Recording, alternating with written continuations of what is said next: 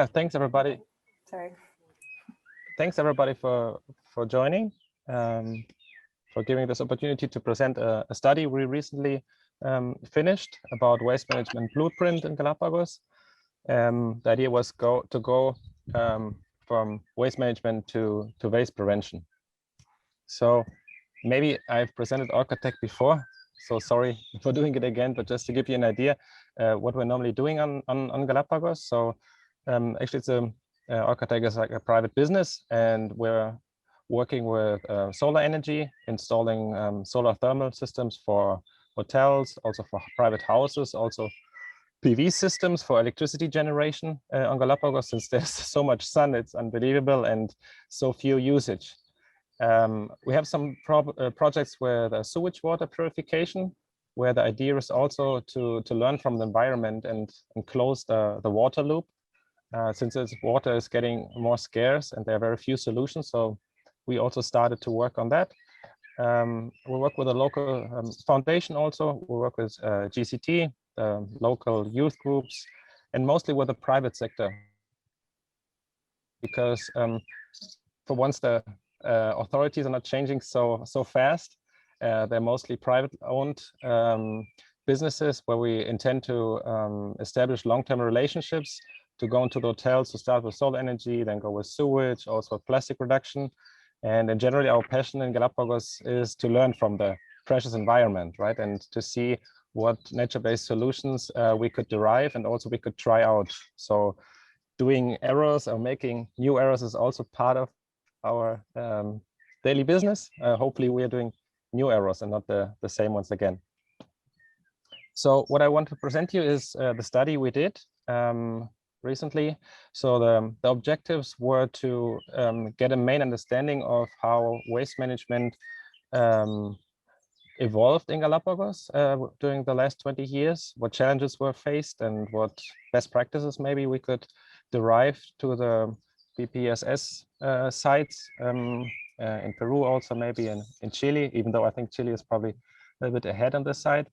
So describe what has happened, who were the key stakeholders involved, how is tourism related to it, and what impact tourism has on waste generation. And then on the other hand, go to the local initiatives that are working to try to reduce the waste generation and to start to make their initiatives or even small businesses, and to derive best practices and key learnings from Galapagos to maybe other areas. So yeah, as you know, Galapagos is one of the most exceptional and best preserved places in the world. So it has a lot of attention from one side and also a lot of pressure, since many people would like to visit the islands, and this derives also certain challenges that are connected to it. And yeah, the idea is to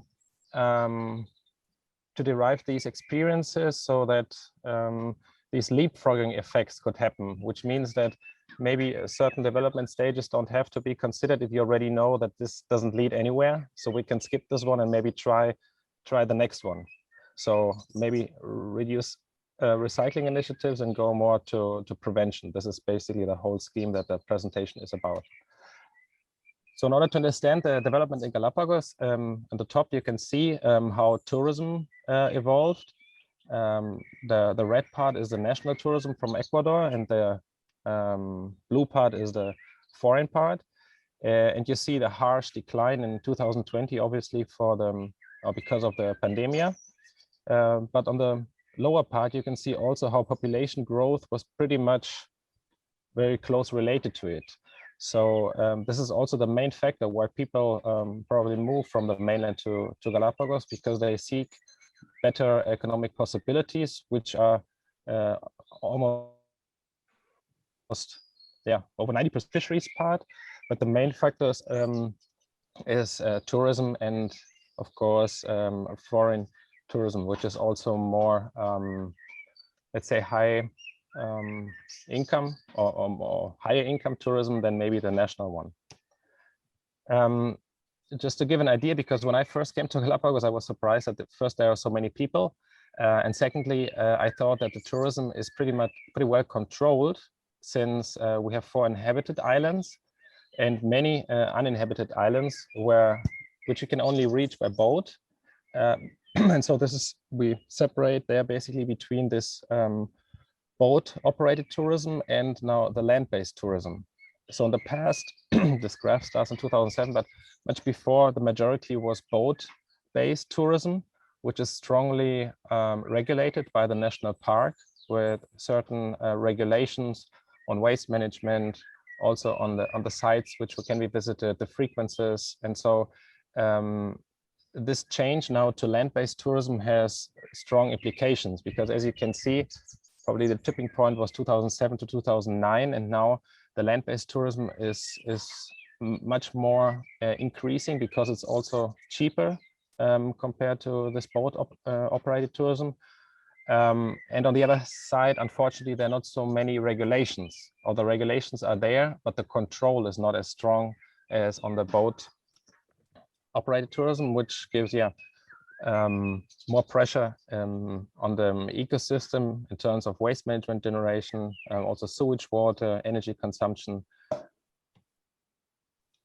So here's a broad overview of the different time schemes. I don't want to go through all of them, just to give you a broad idea that where waste management in Galapagos started basically 20 years ago, with the first pilot systems of separation, of waste separation in Santa Cruz.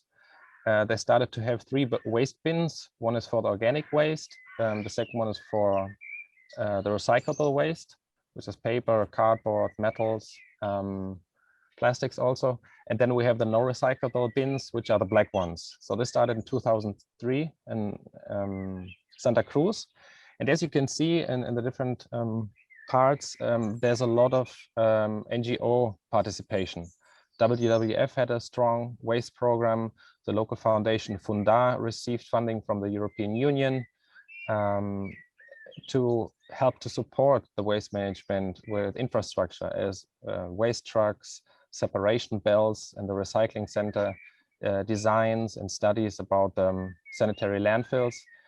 And at the same time, resolutions also started to begin to separate waste within the municipality as a separate directive. Before, it was just part of the construction department, and then it was separated as an environmental department, which didn't exist before in the municipalities. An important thing was 2015 that the special law of Galapagos was passed, obliging, I think this is the correct word, the cargo ships to take the recycled waste back to the mainland without cost. And well, actually it happened before already, but there was again formalized. So the recycled materials, they go to the mainland and then they are sold on the mainland. It used to go to China, now it's being reused locally. Some of the recycled material even goes to the salmon production, so it's not really recycling, but it's used as fuel. And another important thing was 2018, another regulation, which was the restriction of plastic use, the prohibition of single-use plastics such as plastic bags, plastic cups, also plastic containers. But yeah, the challenge was there also the regulation or the reinforcement, the law reinforcement. And so you can see many initiatives happened. A lot of work has been done also from part of the national park. There was an initiative to get rid of all the waste tires, and it was yeah, getting more advanced throughout the years. But at the same time, as you can see here in the graphic from 2009 to 2015, when I worked for WWF, we made a very strong monitoring on how the separation is working. And this is the data that is provided at the municipality level. So it's like real data. All the trucks that collected the waste were weighted. The gray one is the amount of waste going to the sanitary landfill. The green one was the organic waste, and the blue is the recyclable. And as you can see, even here, we are 10 years to 15 years within the waste management development on Santa Cruz, which is the most developed system. This is also what our study was based on in Santa Cruz. And you can see that still the challenge is that most of the waste is going to the landfill. So even though there were so many environmental education, so much efforts made, still in these years you can see there's not a huge difference in the treatment of the waste. And on the other hand, also the landfill, the waste that goes on the landfill is the most expensive one. Whereas at the recyclable one, you at least receive some income, you would say, if you could sell it. The organic one also, if there's a possibility to make organic compost out of it, but the rest is just pretty expensive. Here you have some images that you can imagine how this looks like. So the recycled waste is separated in a recycling belt, and it's very, very time consuming, because there was a time where there were 27 different types of waste, of recycled waste materials that were separated. In the first stage, let's say plastic, cardboard, and the main materials. And then at the second stage, the different types of plastics, the different types of cardboard. And the problem is that in the container or in the truck, in the waste truck, all the waste gets mixed. So you have empty beer bottles that where the beer or where some contaminants go to the cardboard or to the paper. And so the quality of the product is being reduced. Once these different materials are separated, they get compacted. You can see it in the second picture, and then transported to the cargo ships that bring it then to the mainland. So it's very time consuming and strong work. And at the same time, we still have issues with littering, and also with plastic that affects the ecosystem, as you probably know already. In general, this is a study from the World Bank, which is kind of, I don't know, challenging to see that the expectation overall is that waste generation per person will increase over the years. So this is a projection for 2030 and 2050 for the different parts of the world. And as you can see, for Latin America, it will go up from 1 kilo on average to 1.3 a day. So this is something which we also faced in Galapagos, that there were more materials coming, and it was getting more complex to separate and to create a proper management and recycling. This is now an overview of different waste characterization studies, which is basically in a theoretical way of, for example, calculating the waste per capita. We were thinking or seeing before there was about 1 kilo on estimation from the World Bank. So in Galapagos, the local people, the residential waste is about 600 to 760 gram per person. It didn't change so much, but it's also difficult because there are different institutions doing the different studies, the 3 ones. And so it depends also a lot on the methodology they were using. But on the right side, and this is quite interesting, you can see that actually the majority of the waste, when you look at the source, is organic. Whereas when we go back, the majority that comes to the municipality is not recyclable, which means that there is still a high challenge that the people are not separating the waste goods. So a lot of this organic waste goes also to the landfill. Here we can see a chart, which I also think is different. It's interesting, since you can see all the non-organic waste and where it comes from. It's also source-based analysis. And you can see the red parts, which are related to plastics, also Tetra Pak and PET. But the most commonly found plastic in the waste was the low-density plastics, which is also the one the resolution against plastics was aiming at. But at the same time, we see diapers and sanitary waste, which almost all goes to the landfill, has even a stronger impact. And this is something which is not so much related to in any of the initiatives. But this is by far the most source-based waste that is being generated. Here we can see a Sankey diagram from 2019.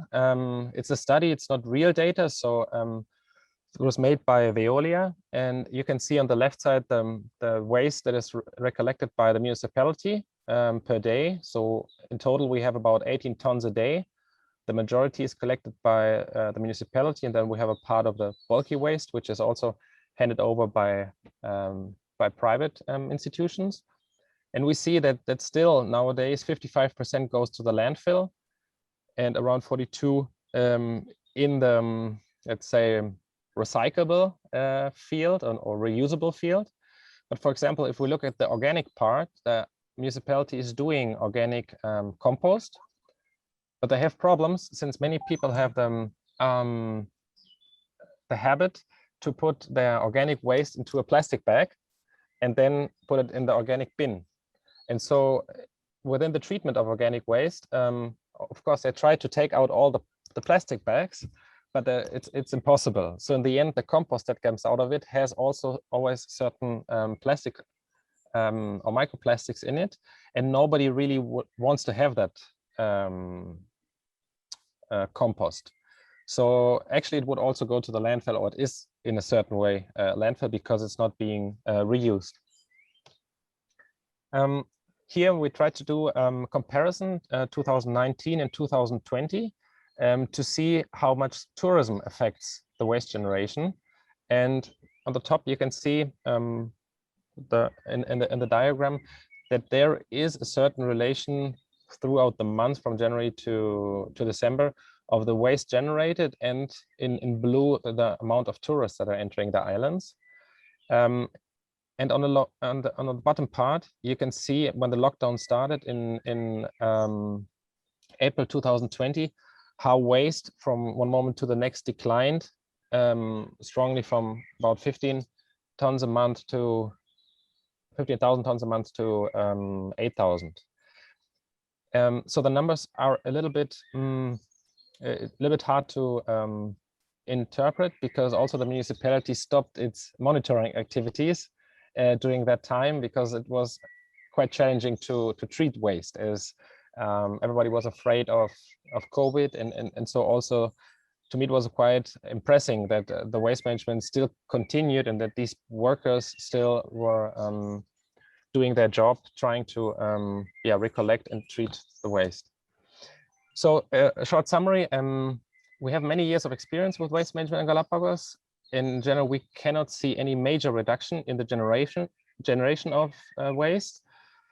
It is very cost intensive. We calculated with real numbers from the municipality. It's about 215 tons, $215 per ton without the external costs of contamination, which is hard to really estimate. There's a high dependency on NGO support, and the organic part I was telling that is kind of complex. A better solution, which is happening with hotels and with some restaurants, is that they directly recollect the organic waste and use it for the pigs at pig farms. To our project, but also what Jen pointed out in the last session, that the majority actually of the waste that comes to the beaches is not even generated on Galapagos, so it comes from the mainland. So in order to kind of reduce that, our suggestion is to work more on the mainland to try to reduce waste generation. I'm sorry, I'm kind of ahead of the time, so I try to go through it a little bit faster. In general, what I found interesting in Ecuador, that the first time, normally when we talk about sustainability, we talk about the three columns: environmental, economic, and social. But what I found out more in Ecuador, that there's actually a fourth column, which is the cultural one. And I think this is the one that is least considered. And so for us, at least, I think it is a big potential in it to work with groups and try to link to the local culture with maybe newer products or different products, such as, for example, the Iguana Cup, which I think I presented also before, the returnable cup, which has a local identity. It motivates to learn from the environment, to see what how we can reduce waste generation, since the pink iguana might be one of the last species which has not had contact with plastics. And it gives a motivation to start reusing.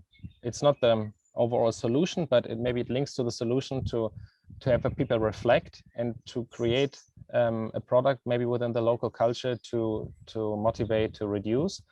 And through the activity in the last years, we managed to avoid 1.3 million single-use cups.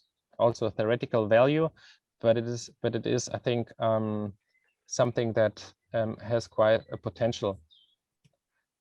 As you can see, out of it came different activities with schools where certain students liked the initiatives and wanted to explain it to other students. We had a tourist from Holland who liked the initiative so much that he ordered cups for his supermarket in Holland and started to use reusable cups in his supermarket. And even Superman came from Hong Kong and he liked the product. On the other hand, another possible solution, what we see is to work on the mainland in the shopping malls, because the shopping malls in Ecuador and I think in Latin America are quite frequently used. And it is a good point to inform about initiatives about reusing. As you can see, every square in these different malls or different places of Ecuador represents 1 cubic meter of waste per day. So if you calculate that, and these are only the food corners, it's not the total malls, it's only the food corners. And only in these food corners in Ecuador, each day, they generate 10 times more than the whole population of Santa Cruz. And this is something where we try to present now. First, there's a solution in this mall in Ambato. And one of the solutions is that in the food corners, they use reusable dishes instead of single-use dishes. And this initiative is called Huella Verde. They're using the organic waste also for local farmers, and they create local employment majorly for women who clean the used dishes, bring it back, and have a service that prevents 2.6 million single-use dishes every year. And this is an initiative we want to work with to create more awareness and also to inform about the PPSS project and the relation that waste from these malls through the rivers goes to the ocean and then comes to Galapagos. Another solution we're seeing is to promote local organic composting on a household level, on a block or community level, to improve awareness and create better waste separation practices, and also to close the circle in terms of the organic waste and to create local gardens for self-sufficiency and to help to connect better with nature and also with the community in this activity. So thank you very much. Sorry, I passed, I think, over a little bit the time. And maybe I want to finish with this quote, what I think was very interesting, also in the morning, that I think we cannot solve the problems with the same thinking that we used when we created them. And I think it's a very challenging topic. And I'm very happy to be part of this project and discuss with you any questions you have or any comments.